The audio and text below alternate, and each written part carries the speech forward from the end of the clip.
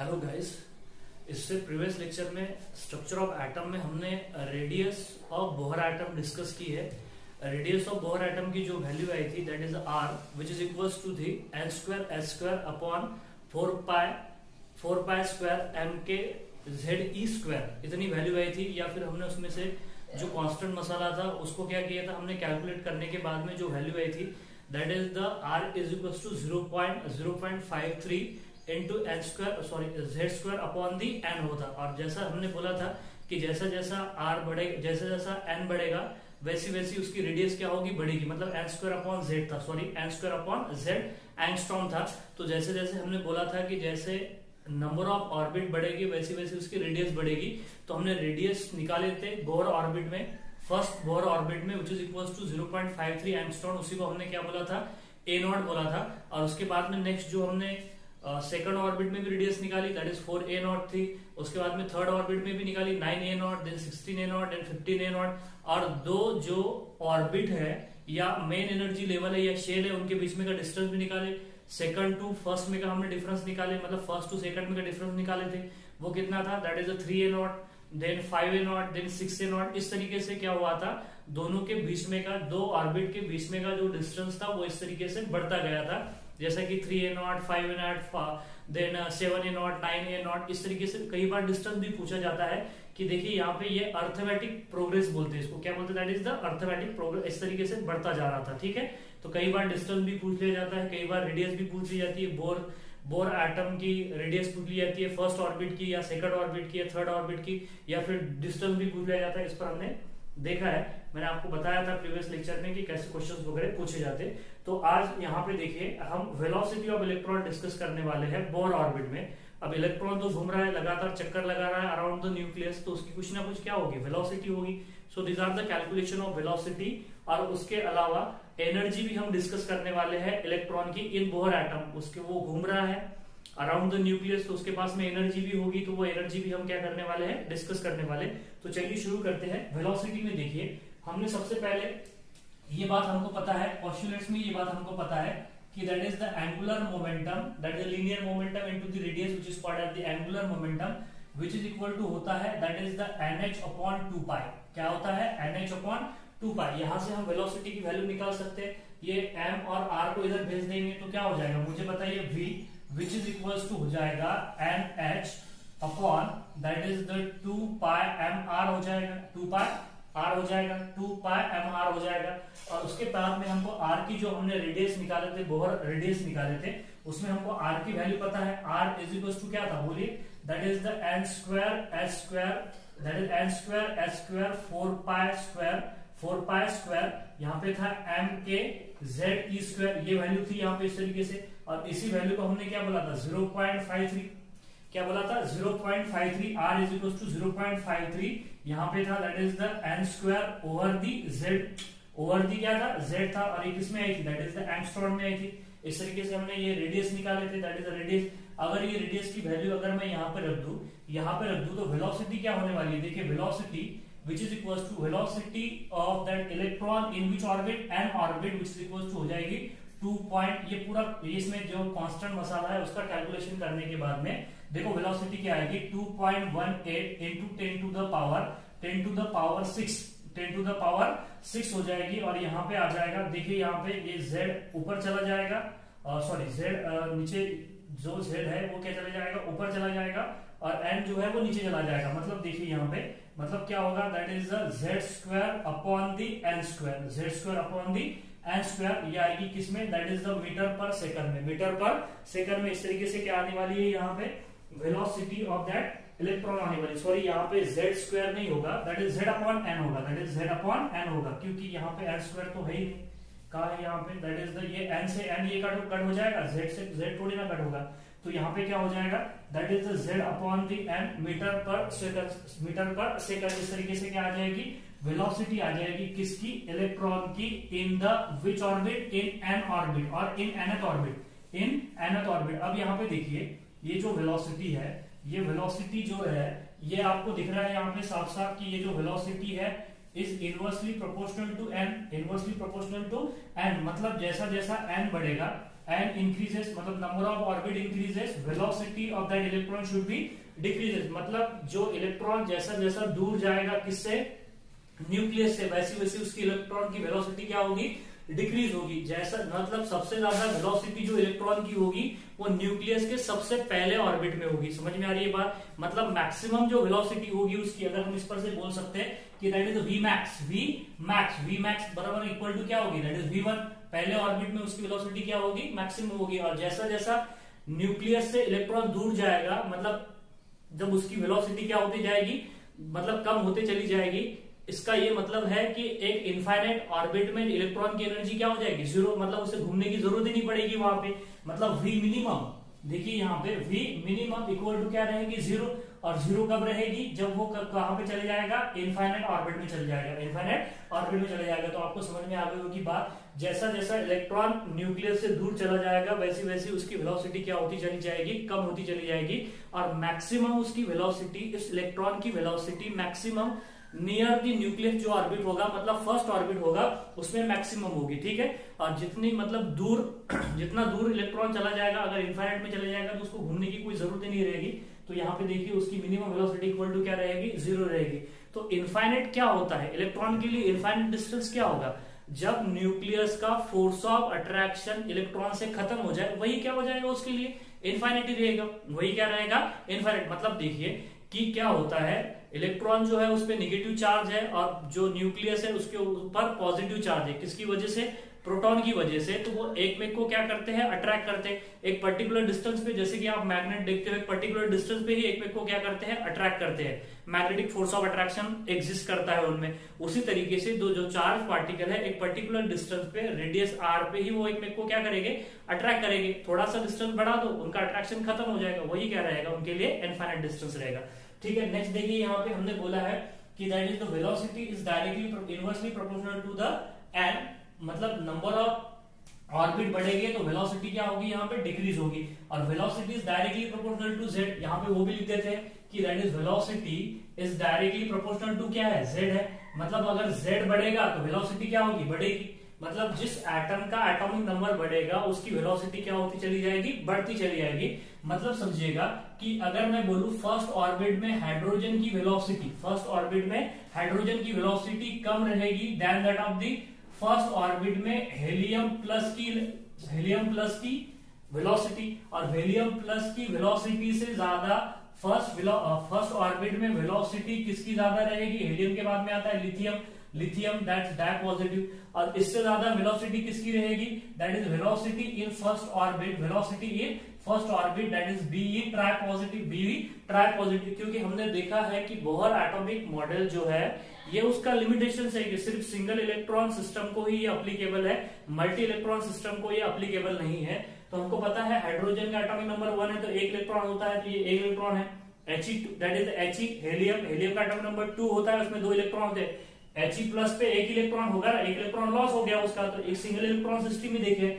Beryllium, lithium के atomic number 3 होता है, एक इलेक्ट्रॉन 2 इलेक्ट्रॉन लॉस कर दिए तो एक इलेक्ट्रॉन बचा है। बेरिलियम में टोटल 4 इलेक्ट्रॉन होते हैं, तो 4 इलेक्ट्रॉन हमने देखे कि 3 इलेक्ट्रॉन लॉस हो गए, तो यहाँ पे क्या हो जाएगा, दैट इज 3 इलेक्ट्रॉन लॉस हो गए तो एक इलेक्ट्रॉन बचा है। तो यहाँ पे आपको साफ साफ समझ में आ रहा है जैसा जैसा एटॉमिक नंबर बढ़ेगा, जैसा जैसा एटॉमिक नंबर बढ़ेगा वैसी वेलोसिटी उसकी क्या होने वाली है, यहाँ पे डिक्रीज होने वाली है, because the velocity is directly proportional to z। मतलब समझिए यहाँ पे हमने अभी क्या बोला है कि velocity is directly proportional to z and inversely proportional to m, inversely proportional to m, ये अभी लिखा है यहाँ पे।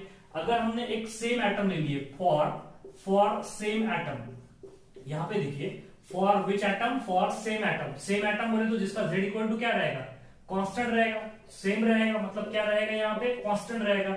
तो ये जो v इंटू n देखिए, v इंटू n, ये जो है v into n equal to क्या आएगा, कांस्टेंट। मतलब वेलोसिटी और नंबर ऑफ ऑर्बिट का जो प्रोडक्ट है वो क्या आने वाला है यहाँ पे, कांस्टेंट आने वाला है। वो क्या आने वाला है यहाँ पे? कांस्टेंट। जब यहाँ पे दो किसी भी क्वांटिटी का प्रोडक्ट अगर कांस्टेंट आ जाए, दो किसी भी क्वांटिटी का प्रोडक्ट क्या आ जाए? कांस्टेंट आ जाए, तो उसका जो ग्राफिकल रिप्रेजेंटेशन होता है वो कैसा होता है? That is the hyperbola type होता है। कैसा होता है? Hyperbola type. तो यहाँ पे देखिए, अगर मैं यहाँ पे ग्राफिकल रिप्रेजेंटेशन बताने की कोशिश करूं, यहाँ पे बता देता हूँ ग्राफिकल रिप्रेजेंटेशन। देखिए यहाँ पे graphical representation velocity versus velocity of N orbit, velocity of N orbit, यहाँ पे क्या लोगे आप? दैट इज द, यहाँ पे क्या लोगे? जेड लोगे। यहाँ पे क्या लोगे? जेड लोगे। तो क्या होगा? देखिए ग्राफ कुछ इस तरीके से आएगा। पहली जो वेलोसिटी आएगी यहाँ पे आएगी, दूसरी वेलोसिटी की वैल्यू क्या आएगी? यहाँ पे आएगी, तीसरी वेलोसिटी की वैल्यू कहाँ पे आएगी? यहाँ पे आएगी, चौथी वेलोसिटी की, देन फिफ्थ, इस तरीके से जैसा जैसा एटॉमिक नंबर चेंज होगा वैसे वैसे वेलोसिटी की वैल्यू क्या आएगी? चेंज होती रहेगी। मतलब देखिए यहाँ पे जैसे जैसे एटॉमिक नंबर चेंज होगा वैसी वैसी वेलोसिटी की वैल्यू यहाँ पे मतलब चेंज होती रहेगी। और ये एक बात ध्यान में रखिएगा, ये जो स्पॉट दिख रहे हैं यहाँ पे, ये जो स्पॉट दिख रहे हैं, ये स्पॉट की वैल्यू यहाँ पे अलाउड है, क्योंकि हमने देखा है कि जो इलेक्ट्रॉन जो घूमते हैं उनकी एनर्जी, उनकी वेलोसिटी वो क्या होती है? क्वांटाइज होती है। दोनों के बीच की वैल्यू क्या अलाउड नहीं है। मतलब अगर इसका ग्राफ हम बना नहीं सकते, बिल्कुल भी नहीं बना सकते ग्राफ, अगर कोई बना के दे तो वो गलत बात है, ठीक है। तो इसका मतलब वैल्यू देखिए कि वैल्यू जो रहेगी, ये जो मैंने डार्क जो स्पॉट बताया है यही क्या रहने वाली है? इसकी वैल्यू रहने वाली है। इसकी बीच की वैल्यू और इसकी बीच की वैल्यू अलाउड नहीं है। और इसका जो लोकस रहेगा ये इस तरीके से रहेगा, इसका जो लोकस रहेगा ये कुछ इस तरीके से रहेगा। तो आपको बात समझ में आ गई। तो ये ग्राफ जो होता है इसे बोला जाता है that is the rectangle hyperbola. क्या बोलते हैं उसको? Rectangle hyperbola.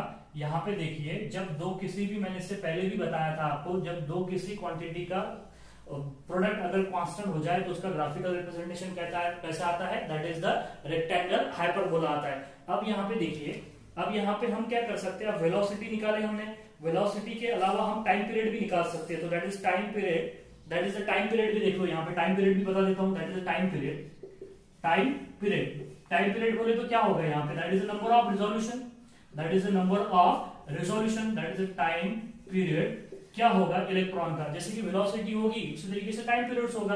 तो टाइम पीरियड्स क्या होगा? That is the time period, कितने चक्कर मारेगा, कितने वेलोसिटी, कितना डिस्टेंस कवर करेगा और कितनी वेलोसिटी होगी। तो that is time period which is equal to क्या रहेगा? That is the circumference of that circle. Orbit का क्या रहेगा? सर्कमफ्रेंस अपॉन क्या रहेगी? उसकी velocity.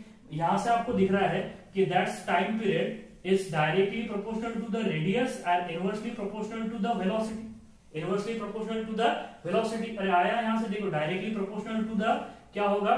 Time period is directly proportional to the radius and inversely proportional to the velocity. मतलब जितनी ज्यादा रेडियस होगी उतना ज्यादा क्या होगा? टाइम पीरियड होगा। मतलब उतना ज्यादा वक्त लगेगा इस इलेक्ट्रॉन को चक्कर काटने के लिए, पर सर्कल टाइम लगेगा, पर सेकंड। समझ में आ रही है? और डिवाइडेड बाय क्या रहेगी? उसकी वेलोसिटी रहेगी। अगर हमने यहाँ पे आर की वैल्यू अगर रख दी तो आर देखो हमने क्या बोला था? आर क्या हो जाएगा? That is n square upon z square. मतलब टी इक्वल टू क्या लिख सकते हैं हम? T is directly proportional to n square over the z, n square over the z upon क्या हो जाएगा? जेड। यहाँ पे वेलोसिटी निकाली हमने, वेलोसिटी निकाली है तो क्या हो जाएगा? That is z upon n, z upon n. इसको अगर अपने सॉल्व किए तो यहाँ पे क्या हो जाएगा? T is directly proportional to, T ये ऊपर चला जाएगा, मतलब क्या हो जाएगा? एन क्यूब हो जाएगा। क्या हो जाएगा? N cube. और अपॉन क्या हो जाएगा? दैट इज जेड स्क्वायर हो जाएगा। मतलब टाइम पीरियड देखिए यहाँ पे कई बार टाइम पीरियड भी पूछ लिया जाता है। तो n cube that is the time period is directly proportional to the n cube over the Z square, over the Z square. और इसके अपोजिट क्या होगी? फ्रीक्वेंसी होगी। आपको पता है दैट इज फ्रीक्वेंसी। इसके अपोजिट जो होगी वो क्या होगी?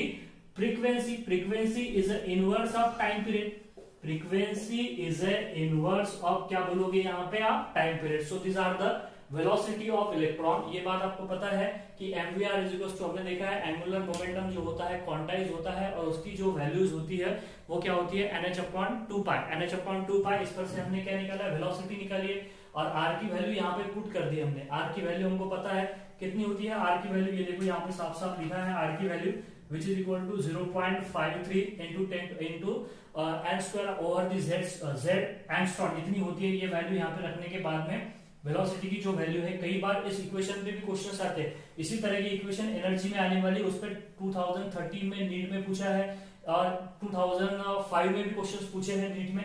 तो that is velocity is equal to 2.18 into 10 to the power 6 into ये फॉर्मूला ध्यान रखना z अपॉन n कोई भी एलिमेंट के लिए आपको एलिमेंट दे दिया जाएगा और वो इस ऑर्बिट में फिर रहा है, नंबर ऑफ ऑर्बिट दे दिया जाएगा कि थर्ड ऑर्बिट में घूम रहा है या फोर्थ ऑर्बिट में घूम रहा है, तो उसकी वेलोसिटी काउंट करो। तो इस तरीके से आप वेलोसिटी यहाँ पे काउंट कर सकते हैं, ठीक है। वेलोसिटी के साथ साथ हमने यहाँ पे देखा है कि किस तरीके से एटॉमिक नंबर अगर बढ़ेगा तो वेलोसिटी यहाँ पे बढ़ेगी, नंबर ऑफ ऑर्बिट बढ़ेगा। ऑब्वियसली सीधी सीधी बात है कि जैसे जैसे नंबर ऑफ ऑर्बिट बढ़ेंगे तो ऑर्बिट का जो मतलब एक्चुअली सर मतलब ऑर्बिट का जो डिस्टेंस है वो न्यूक्लियस से बढ़ता चले जाएगा, वैसी वैसी वेलोसिटी क्या होती चली जाएगी, कम होती चली जाएगी। मतलब सबसे ज्यादा वेलोसिटी से इलेक्ट्रॉन कहाँ पे घूमेगा, फर्स्ट ऑर्बिट में।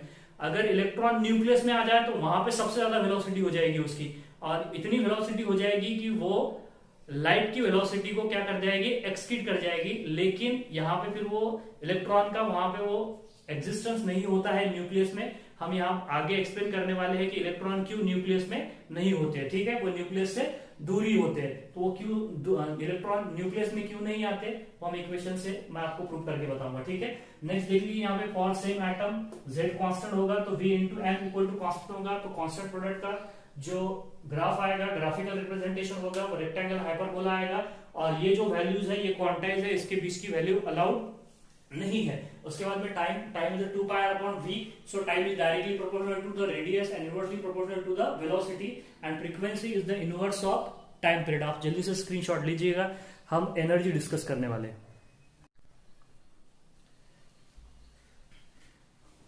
Next now we discuss the energy of electron in Bohr orbit, energy of electron in a Bohr orbit. अब यहां पे देखिए कि जो इलेक्ट्रॉन है, इलेक्ट्रॉन लगातार कंटिन्यूअसली रिवॉल्व हो रहा है अराउंड द न्यूक्लियस, मतलब वो इलेक्ट्रॉन जिस एनर्जी से घूम रहा है that energy is called as the kinetic energy, that energy is called as the kinetic energy.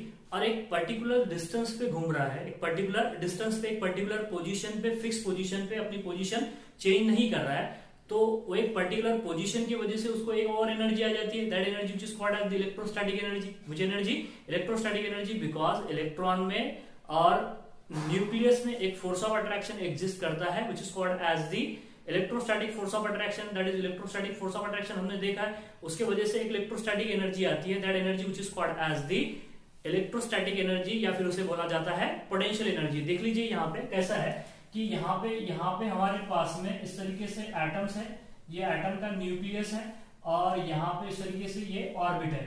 अब इस ऑर्बिट में इलेक्ट्रॉन लगातार घूम रहा है, और उसको उस इलेक्ट्रॉन जो घूम रहा है उसको एक वेलोसिटी है, that energy which is called as the, कौन सी एनर्जी, काइनेटिक एनर्जी। अब देखिए यहाँ पे इलेक्ट्रॉन है, आर ए डिस्टेंस पे इलेक्ट्रॉन है, आर ए डिस्टेंस पे इलेक्ट्रॉन लगातार घूम रहा है इस तरीके से, देखिए यहाँ पे, तो उसको एक एनर्जी है, that energy which is called as the which energy, that is the kinetic energy. कौन सी एनर्जी, काइनेटिक एनर्जी। और उसकी पोजीशन की वजह से उसको एक एनर्जी आ गई, that energy which is called as the potential energy. मतलब समझिएगा कि total energy which is equal to क्या हो जाएगी फिर, that is kinetic energy plus which energy, potential energy. Kinetic energy plus potential energy इस तरीके से हो जाएगी, कौन सी एनर्जी, टोटल एनर्जी किसकी, इलेक्ट्रॉन की। अब यहाँ पे देख लीजिए, ये आपको पता है, इसे बोलते हैं दैट इज द Q1, इसे बोलते हैं that is the Q2, charge particle है। और इलेक्ट्रॉन पे जो चार्ज होता है वो कितना होता है, E होता है, लेकिन कैसा होता है, निगेटिव होता है, माइनस, ठीक है। और जो न्यूक्लियस है, न्यूक्लियस पे जो चार्ज होता है वो Z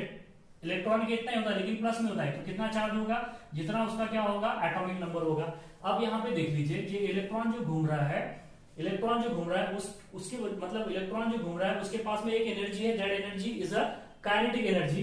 अब यहाँ पे जो इलेक्ट्रॉन जो फिक्स है, वो फिक्स पोजीशन की वजह से उसको कौन सी एनर्जी होगी, पोटेंशियल एनर्जी। तो पोटेंशियल एनर्जी कितनी होती है, that is the potential energy which is equal to, देखिए potential energy which is equal to क्या होती है, दैट इज इलेक्ट्रोस्टैटिक एनर्जी बोला जाता है, दैट इज Q1 कितनी होगी, that is Q1 Q2 over R square, नहीं ओवर R ही होती है, ठीक है, ये नहीं होता, because electrostatic force of attraction, ये पोटेंशियल एनर्जी है।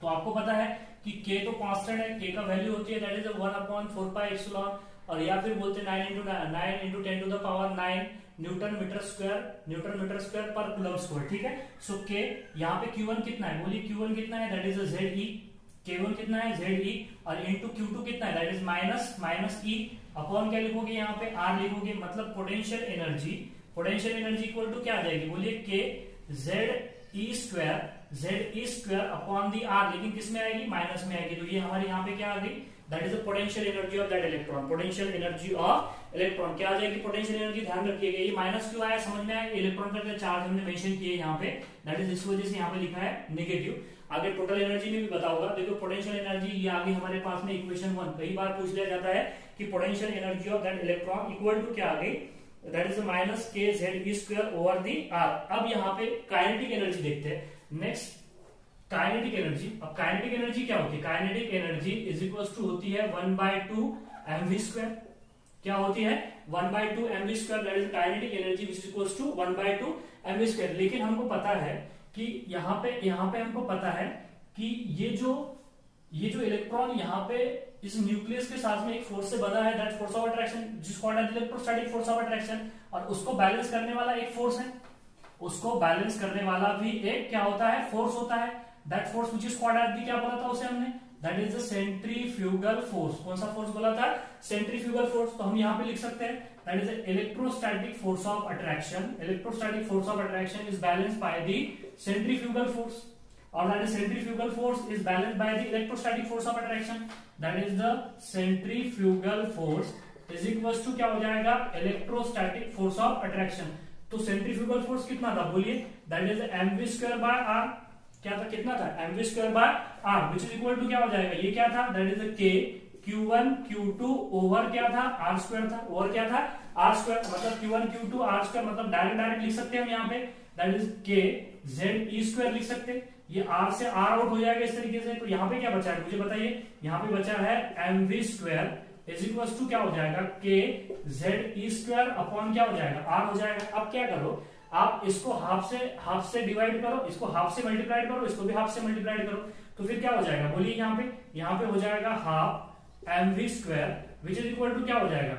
विच इज इक्वल टू हो जाएगा k z e square upon क्या हो जाएगा? ट्वाइस r हो जाएगा। और ये हाफ mv स्क्वायर क्या है? हाफ mv स्क्वायर क्या है? काइनेटिक एनर्जी है। तो काइनेटिक एनर्जी में यहाँ पे, तो इस वैल्यू में अगर यहाँ पे काइनेटिक एनर्जी की वैल्यू अगर ये रख देंगे हम, so kinetic energy which is equal to क्या हो जाएगी? k z e square upon the how many r? That is 2r। तो ये क्या हो गई हमारे यहाँ पे? That is the kinetic energy, that equation 2। अब यहाँ पे देखिए काइनेटिक एनर्जी हो गया और ये पोटेंशियल एनर्जी हो गया। तो ये वैल्यू देखिए k z e square upon r। यहाँ पे देखिए k z e square upon r, मतलब kinetic energy is equals to minus of potential energy upon the 2। अरे ये k z e square upon r, k z e square upon r, ये किसकी value है? Potential energy की value है। Minus sign ले लिया, दैट इज माइनस, और 2r तो चला गया पोटेंशियल एनर्जी में। तो यहाँ पे क्या हो जाएगा? Kinetic energy is equals to minus of potential energy बटा 2। और ये इंपॉर्टेंट फार्मूला है, इससे पहले नीट में पूछा गया है। ठीक है, सीधा क्वेश्चन, सीधा ये एक्सप्रेशन ही पूछ लिया गया था नीट में। तो ये बात भी आप यहाँ पे ध्यान में रखिएगा कि काइनेटिक एनर्जी कुछ इस तरीके से हो जाएगी। ठीक है, तो ये काइनेटिक एनर्जी है, और काइनेटिक एनर्जी के अलावा हमने दिया है पोटेंशियल एनर्जी। अब दोनों को हम क्या कर देंगे? दोनों को ऐड कर देंगे। Total energy is equal to क्या रख देंगे? That is total energy equal to potential energy into the kinetic energy. ये इक्वेशन हमारे पास में 2 है। ठीक है, अब रख दो दोनों को एक इसमें, तो क्या हो जाएगा? यहाँ पे देखिए, so that is the total energy which is equal to, बोलिए, काइनेटिक एनर्जी प्लस क्या हो जाएगा बोलिए? Potential energy. तो हमारे पास में काइनेटिक एनर्जी कितनी है? That is k z e square upon कितनी है? That is 2r। ये that is k z e square upon 2r।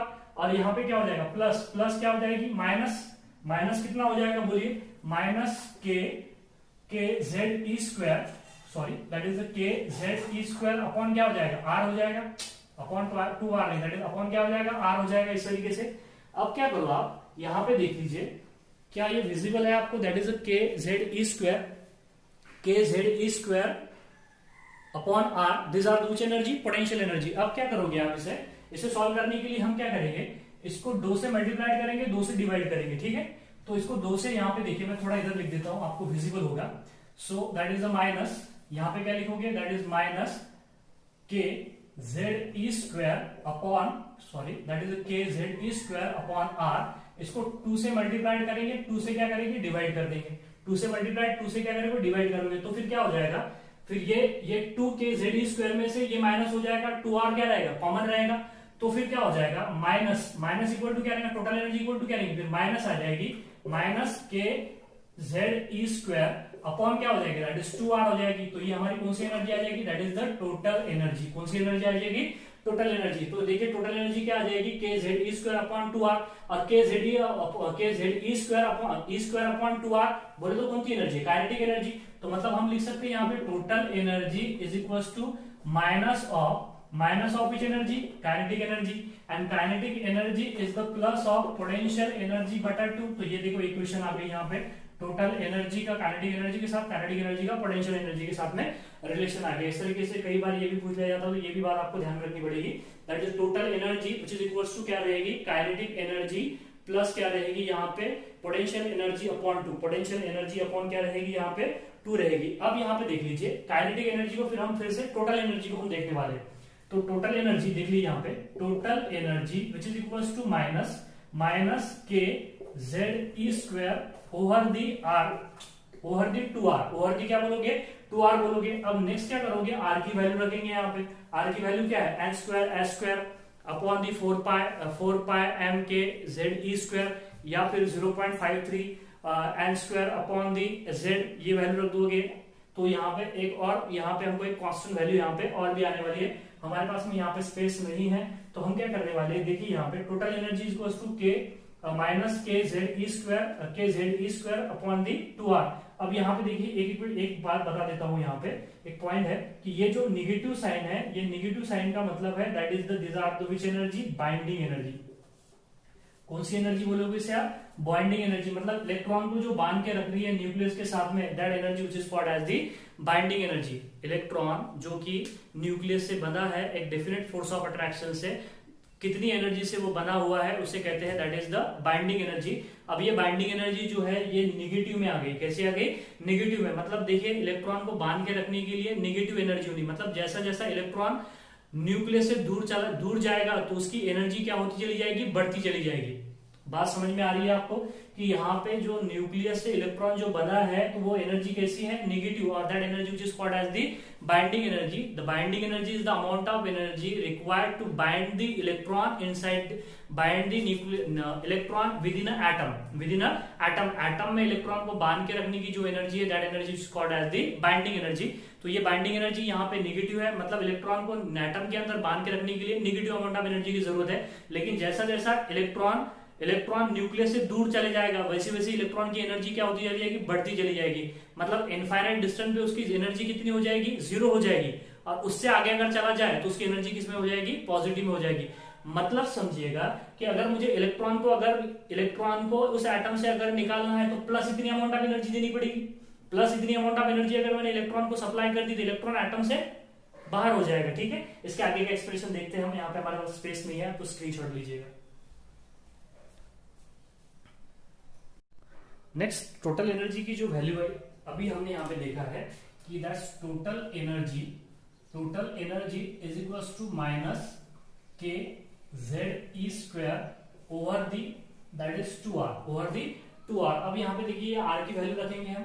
r की जो वैल्यू होती है आपको पता है, that is r is equals to, हमने रेडियस निकाला है n² अपॉन 4π² m kZe², ये वैल्यू थी, दैट इज r की ये वैल्यू रख देंगे हम। या फिर 0.53 n² अपॉन z रख सकते हैं अपन इस तरीके से, तो वो भी रख सकते हैं, that is z² upon the n रख सकते हैं। ठीक है, तो ये वैल्यू यहाँ पे रख देंगे। अब r की तो रखो यहाँ पे वैल्यू।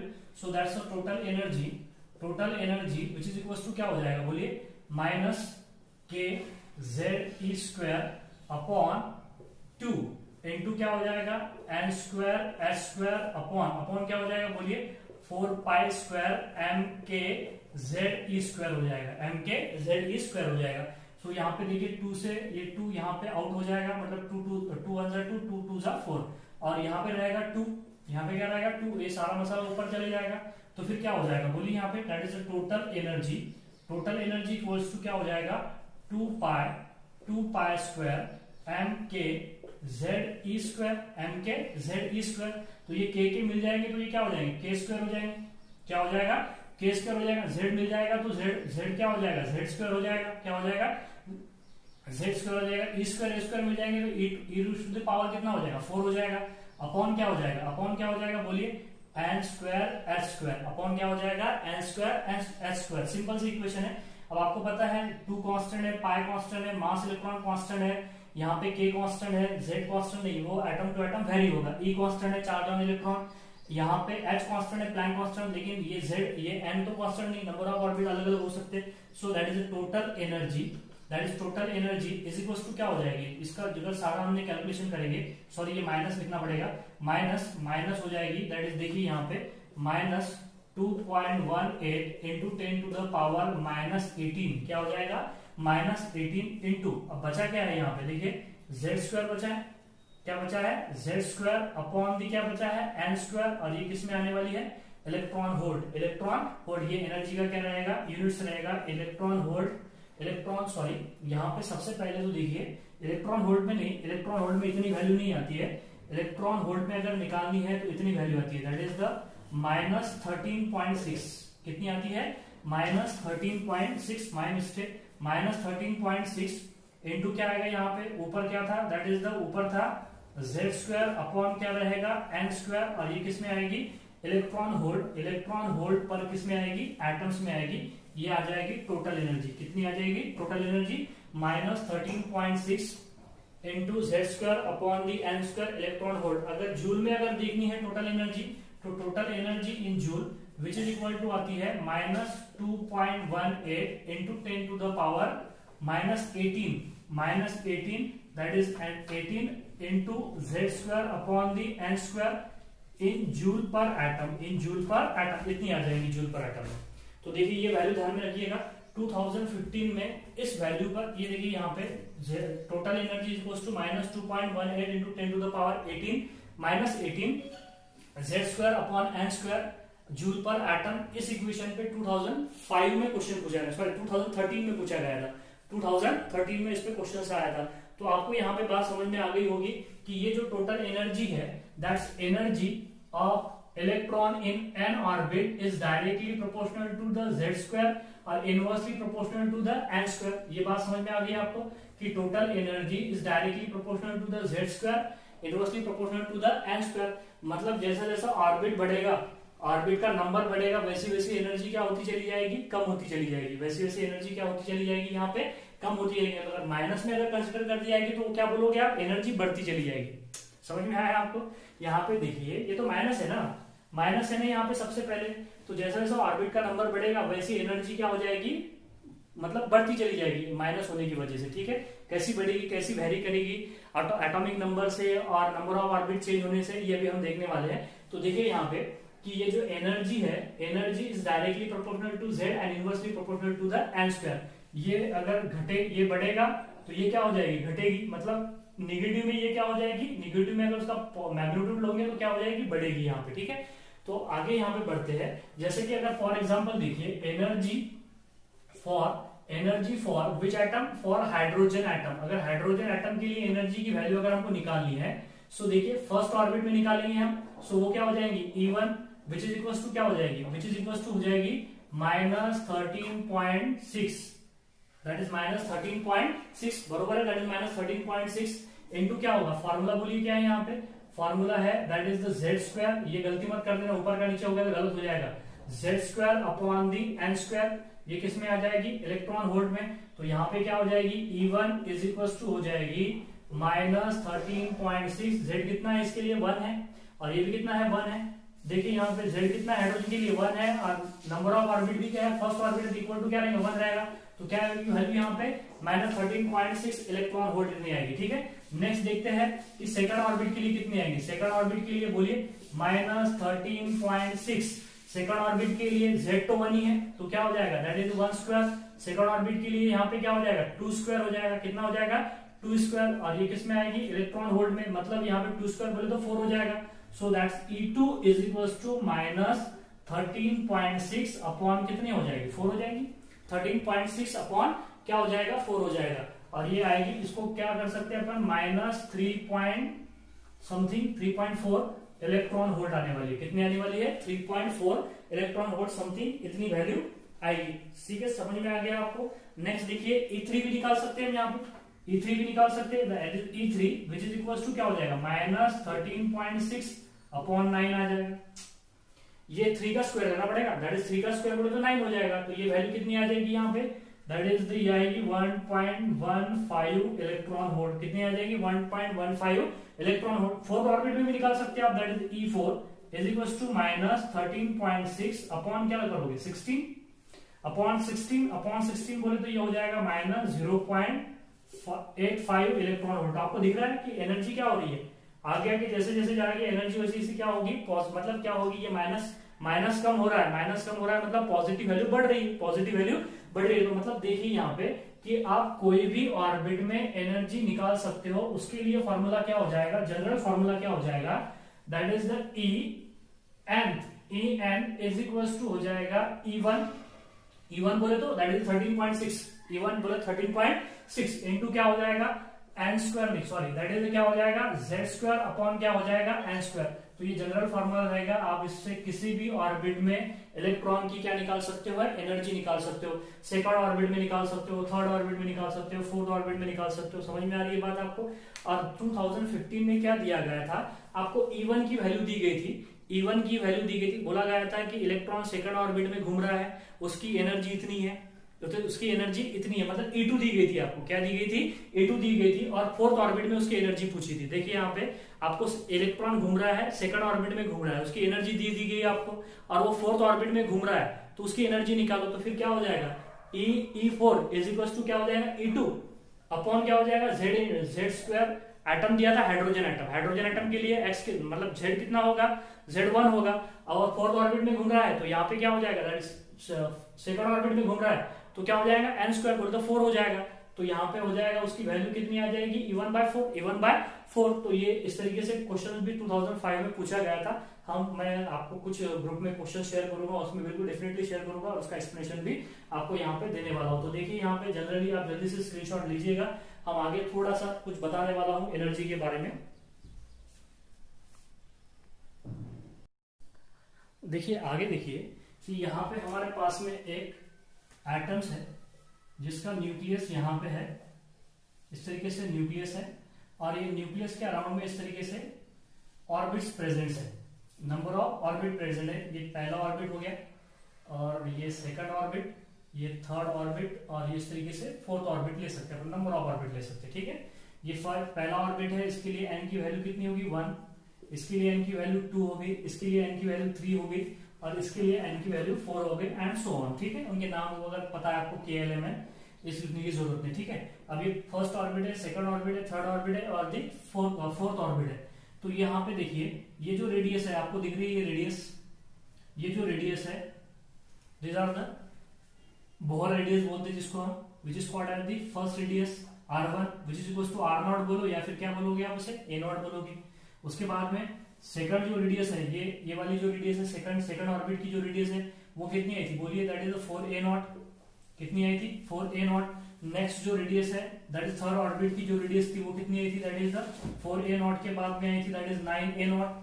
क्या आ गई थी 9A0। 9A0 के बाद में आपको पता है नेक्स्ट जो फोर्थ ऑर्बिट की जो रेडियस थी वो कितनी थी, दैट इज 16A0। इतनी वैल्यू आई थी उसकी 16A0। उसके बाद में मैंने आपको बोला था कि यहाँ पे देखिए सेकंड ऑर्बिट और फर्स्ट ऑर्बिट में का जो डिस्टेंस है, सेकंड ऑर्बिट और फर्स्ट ऑर्बिट में का जो डिस्टेंस है, ये देखिए डिस्टेंस, इसको बोला जाता है दैट डिस्टेंस इज और गैप, इसे फॉरबिडन गैप भी बोला जाता है। क्या बोला जाता है, फॉरबिडन गैप। तो ये कितना हो जाएगा बोलिए, दैट इज द कितना हो जाएगा, that's distance is the 4A0 minus 3A0। तो मतलब 4A0 माइनस A0 तो इक्वल टू क्या हो जाएगा, दैट इज 3A0 हो जाएगा, 3A0 हो जाएगा। 3A0 के बाद में ये डिस्टेंस मैंने ये भी बोला था आपको, ये डिस्टेंस कितना आएगा बोलिए, दैट इज द 5A0 आएगा। 5A0 के बाद में कितना आएगा डिस्टेंस, नेक्स्ट डिस्टेंस कितना आएगा 5A0 के बाद में आएगा 7A0, 9A0। कई बार ये भी पूछा जाता है कि कैसा बढ़ रहा है, यहाँ पे देखिए 3A0, 5A0, 7A0 and the 9A0। 9A0 के बाद में 11A0 एंड सो ऑन, इस तरीके से बढ़ता चला जाएगा। अब देखिए इलेक्ट्रॉन घूम रहा है फर्स्ट ऑर्बिट में, तो उसके पास में एनर्जी है, कितनी एनर्जी है, -13.6 इलेक्ट्रॉन वोल्ट। सेकंड ऑर्बिट में इलेक्ट्रॉन घूम रहा है तो -3.4। और नेक्स्ट जो है सेकंड के बाद में थर्ड ऑर्बिट में घूम रहा है तो -1.51 इलेक्ट्रॉन वोल्ट। फोर्थ ऑर्बिट में घूम रहा है तो कितना हो जाएगा, -0.85 इलेक्ट्रॉन वोल्ट। देखो यहाँ पे कितना सिंपल है कि हाइड्रोजन एटम के लिए ही हम बता रहे हैं, तो सिंगल इलेक्ट्रॉन सिस्टम के लिए बता रहे, कई बार तो आपको सीधा सीधा पूछा जाता है कि हाइड्रोजन एटम में अगर सेकंड ऑर्बिट में अगर इलेक्ट्रॉन अगर घूमने लगे तो उसकी एनर्जी कितनी होगी, आपको अगर पता है तो कैलकुलेट करने की कोई जरूरत नहीं है यहाँ पे। -3.4 इलेक्ट्रॉन वोल्ट, समझ में आ रही है। फोर्थ ऑर्बिट में पूछ लिया जाए तो दैट इज -0.85 इलेक्ट्रॉन वोल्ट। तो कई बार ऐसा भी पूछ लिया जाता है। तो बोलोगे सर हाइड्रोजन में तो एक ही इलेक्ट्रॉन होता है तो उसमें इतने सारे ऑर्बिट कैसे? मैंने आपको पहले ही बोला है कि एटम्स का जो न्यूक्लियस है उसमें इनफाइनाइट नंबर ऑफ क्या होते हैं, ऑर्बिट होते हैं, ठीक है। अगर इस तरीके से इलेक्ट्रॉन, अगर जनरली इलेक्ट्रॉन जो है फर्स्ट ऑर्बिट में घूमता है, अगर फर्स्ट ऑर्बिट में अगर घूमने लगे वो इलेक्ट्रॉन जिसके लिए n की वैल्यू कितनी है, 1 है, तो उसे बोला जाता है ग्राउंड स्टेट। कौन सी स्टेट बोला जाता है उसे? Ground state. यहाँ पे ध्यान में रखिए, फर्स्ट ऑर्बिट में अगर वो इलेक्ट्रॉन घूमने लगे तो उसको क्या बोला जाता है, इलेक्ट्रॉन की ग्राउंड स्टेट। अगर वो सेकंड ऑर्बिट में अगर घूमने लगे तो उसे बोला जाता है एक्साइटेड स्टेट। कौन सी state? Excited state. Second orbit में अगर घूमने लगे तो उसे बोला जाता है फर्स्ट एक्साइटेशन स्टेट। कौन सी एक्साइटेड स्टेट बोलेंगे उसे? First excited state. अगर वो थर्ड ऑर्बिट में अगर घूमे तो उसे बोला जाता है that is the third excited state. क्या बोलते हैं उसे? Third excited state. अगर वो फोर्थ ऑर्बिट में अगर घूम रहा है इलेक्ट्रॉन, फोर्थ ऑर्बिट में घूम रहा है तो वो हाइड्रोजन के लिए वो क्या रह जाएगी, बोलिए? Third excited state. क्या रहेगी? Third excited state. तो ग्राउंड स्टेट क्या होती है? That is lower energy state होती है जिसमें इलेक्ट्रॉन क्या हो रहा है, घूम रहा है। और एक्साइटेड स्टेट क्या होती है? This are the energetic state जिसमें इलेक्ट्रॉन क्या करता है, वो भी इसमें भी इलेक्ट्रॉन घूमता है। तो एक्साइटेड स्टेट क्या है, उनकी डेफिनेशन नेक्स्ट लेक्चर में। एक्साइटेड स्टेट और दैट इज ग्राउंड स्टेट और spectrum, then limitations of the Bohr atom. यहाँ पे मैंने सारी बातें लिख दी है। एनर्जी हमने सबसे पहले देखा है, दैट इज रेडियस देखा है। सबसे पहले क्या देखा है? रेडियस की वैल्यू हमने निकाले यहाँ पे। Radius of the Bohr atom equal to आई 0.53 इन 0.53 कितनी आई थी? 0.53 z अपॉन दी क्या थी? z अपॉन दी n किसमें आई थी? That is z upon the n square था। z upon the n square किसमें आ गई थी? एंगस्ट्रॉन में थी। z upon the n angstrom. उसी तरीके से हमने यहाँ पे वेलोसिटी देखा है। वेलोसिटी कितनी है? That is 2.18 into 2.18 into 10 to the power क्या हो जाएगा? 6 हो जाएगा। 10 टू द पावर 6 हो जाएगा। Velocity 10 to the power 6। और यहाँ पे क्या था? That is z upon n था। क्या था यहाँ पे? z upon n। और ये किसमें था? दैट इज मीटर पर सेकंड। किसमें था?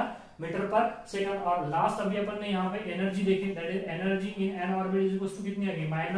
-13.6 इंटू क्या था यहाँ पे, बोलिए? ऊपर क्या था अभी देखिए अपन ने यहाँ पे? दैट इज ऊपर था, that is z square upon the n square. z square upon the n square. ये किसमें आ गई थी? इलेक्ट्रॉन वोल्ट में। इलेक्ट्रॉन वोल्ट में। ये बराबर है यहाँ पे देखिए। दैट इज द पहले, सबसे पहले हमने रेडियस देखा है। रेडियस जो थी वो रेडियस कितनी आई थी वहां पे? रेडियस की वैल्यू थी that is n square. Sorry गलत हो गया, ये हमारा यहाँ पे गलत हो गया। ये ऊपर था, रेडियस बोले तो ऑर्बिट बढ़ेंगे तो रेडियस बढ़ेगी। n स्क्वायर अपॉन z था। n स्क्वायर अपॉन क्या था? z था। This are the radius, n square upon the z। और वेलोसिटी बराबर है 2.18 into 10 to the power 6 z upon n metre पर सेकंड। और यहाँ पे एनर्जी भी जो है, एनर्जी भी हमारी सही है। That is -13.6 z square upon the n square. या फिर क्या लिख सकते हो आप यहाँ पे? That is energy is equal to -2.18 into 10 to the power -18 z square upon the n square in that is the electron volt. इस तरीके से देखिए, ये रेडियस आ गई यहाँ पे, रेडियस की वैल्यू है। ये क्या है यहाँ पे? वेलोसिटी की वैल्यू है। और ये दोनों जो है ये किसकी वैल्यू है यहाँ पे? एनर्जी की वैल्यू है। इस तरीके से देखिए, यहाँ पे हमने वेलोसिटी, रेडियस भी देखा है, बोर एटम की वेलोसिटी भी देखी है, और क्या देख लिया यहाँ पे? एनर्जी भी देख ली। नेक्स्ट जो टॉपिक है इसके आगे का जो नेक्स्ट है वो हम नेक्स्ट लेक्चर में देखने वाले हैं। Thank you.